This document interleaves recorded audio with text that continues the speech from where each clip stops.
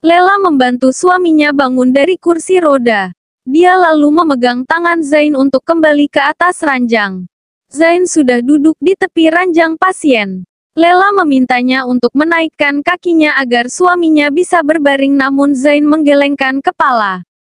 "Aku ingin duduk saja." Lela tak menjawab. Dia langsung menyibukkan diri dengan menggeser kursi roda dan membereskan meja kecil di samping ranjang. Sementara Zain terus memperhatikan istrinya dengan penuh tanda tanya. Dia masih tak percaya dengan apa yang baru saja dilihatnya. Amar terkapar penuh luka. Dia syok mengetahui jika ternyata Amar babak belur dikeroyok orang-orang suruhannya sendiri, dan penyebab yang dikemukakan oleh Lela istrinya sangatlah tidak masuk akal. "Apa kamu mau minum?" tanya Lela sambil melihat suaminya. Zain mengangguk. Dia lalu menyodorkan sebotol air mineral pada suaminya. Bukannya mengambil botol itu, Zain malah menarik tangan istrinya sehingga keduanya kini saling berhadapan dengan dekat. Lela kaget. "Katakan apa yang sebenarnya terjadi?" tanya Zain sambil mengambil botol di tangan istrinya lalu menyimpannya di atas kasur. "Aku tahu kamu berbohong tadi," ucapnya lagi. Bukannya menjawab, Lela malah akan mundur dan memalingkan wajahnya dari sang suami. Namun Zain tak kalah cepat. Dia kembali menarik istrinya dengan melingkarkan sebelah tangannya di pinggang Lela. Lela semakin kaget. Dia menatap wajah suaminya yang kini hanya berjarak beberapa senti dari wajahnya. "Katakan." Zain menatap lekat wajah istrinya. "Aku sudah mengatakan yang sebenarnya," jawab Lela terbata. "Benarkah?" Zain malah melingkarkan sebelah tangannya lagi di pinggang sang istri. Dan menariknya lebih dekat lagi hingga membuat kedua dada mereka menempel. Lela langsung mencoba untuk mundur. Namun Zain menahannya dengan kuat. "Apa yang kamu lakukan?" tanya Lela dengan gugup. Zain tak menjawab. Dia hanya terus menatap wajah istrinya. "Lepaskan, nanti ada yang masuk," ucap Lela memohon dengan suaranya yang pelan. "Aku tidak peduli," jawab Zain sambil terus menatap wajah istrinya yang terhalangi oleh cadar. Lela terdiam. Sesaat keduanya saling bertatapan. Untuk pertama kalinya dia melihat wajah suaminya dengan jarak yang begitu dekat seperti ini. Dan untuk pertama kalinya dia melihat tatapan suaminya yang terlihat sangat kecewa padanya.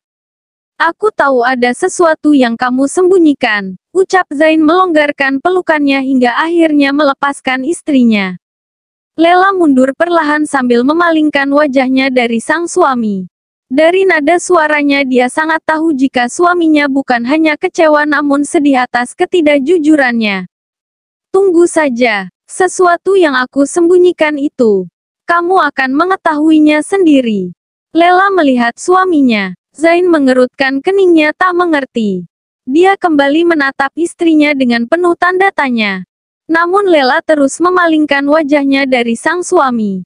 Tiba-tiba pintu terbuka. Aisyah dan Siti datang beserta para suami mereka. Melihat keadaan Zain yang sudah jauh lebih baik, tentu saja semuanya senang.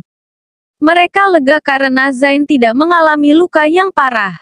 "Aku kaget jika justru Amar yang terluka cukup parah." Alfian melihat Zain. Zain hanya tersenyum kecil sambil melirik istrinya. "Iya, aku pikir jika dia terluka karena baku hantam denganmu. Namun ternyata dia babak belur karena dihajar oleh orang suruhannya sendiri." Andre tertawa terkekeh. Semuanya ikut tersenyum. Aisyah tiba-tiba menghampiri Lela. "Kakak, alhamdulillah kakak sudah sembuh." Aisyah memeluk kakaknya senang karena semua orang terlalu panik tadi malam.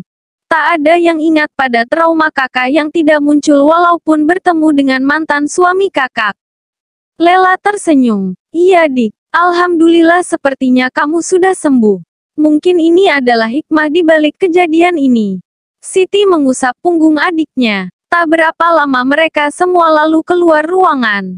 Aisyah dan kakaknya juga Anita dan para suami mereka masing-masing memilih untuk membiarkan Lela dan Zain lebih banyak menghabiskan waktu berdua di dalam ruangan. Mereka ingin agar Lela dan Zain bisa semakin dekat seiring dengan kondisi Lela yang sepertinya sudah benar-benar pulih. Mereka tahu jika ini saatnya pasangan itu menjalankan kehidupan rumah tangga yang sesungguhnya. Sekarang saatnya Zain dan istrinya merasakan buah manis berkat dari kesabaran mereka selama ini. Mantan suami Lela yang melakukannya. Tanya Amira tak percaya sambil melihat kedua adiknya bergantian. Zaidan menghampiri kakaknya. Iya, terjadi kesalahpahaman. Tapi, sekarang semuanya sudah selesai. Amira melihat Lela.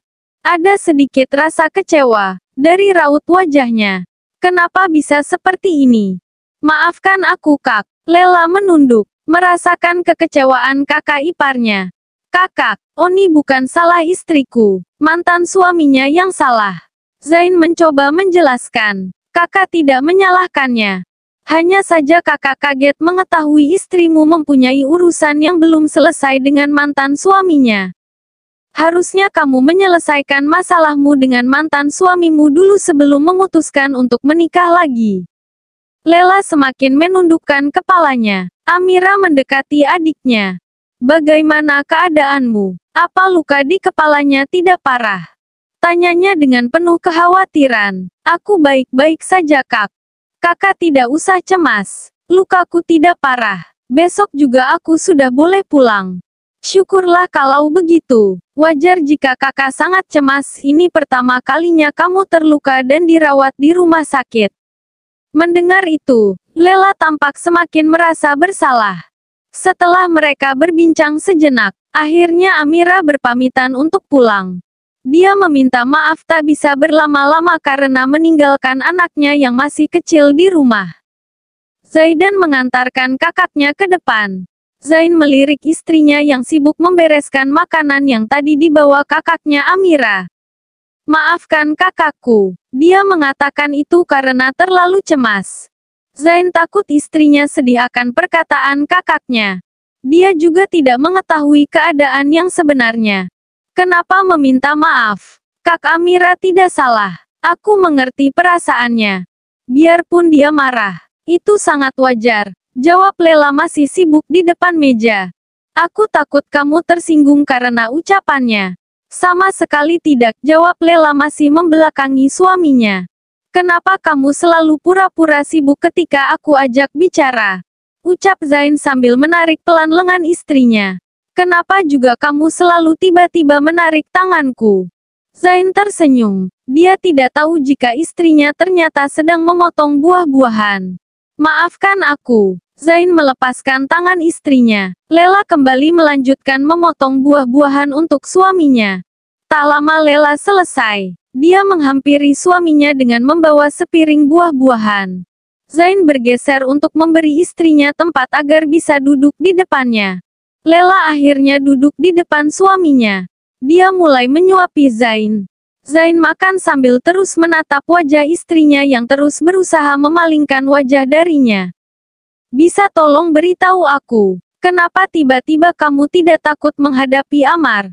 Rasanya tidak mungkin jika kamu bisa sembuh dari trauma begitu saja. Lela tak segera menjawab. Dia menarik napasnya panjang. Aku akan jawab, tapi bisakah ini menjadi percakapan terakhir kita membahasnya?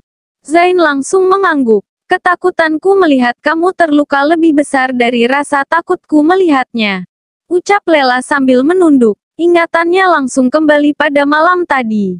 Bagaimana dia melihat suaminya seorang diri harus berkelahi dengan orang-orang sangar dan bertubuh besar. Bagaimana dia juga melihat pengorbanan sang suami yang rela dipukuli demi untuk melindunginya dari Amar. Apakah itu cukup untuk dijadikan alasan kenapa aku bisa tiba-tiba sembuh? Lela mengangkat kepalanya melihat sang suami. Tanpa diduga Zain malah langsung menarik perlahan cadar istrinya ke bawah. Sehingga kini dia bisa melihat wajah Lela sepenuhnya dari dekat. Lela tentu saja kaget. Apalagi kini suaminya memegang dagunya sambil melihatnya lekat. Itu lebih dari cukup. Zain tersenyum.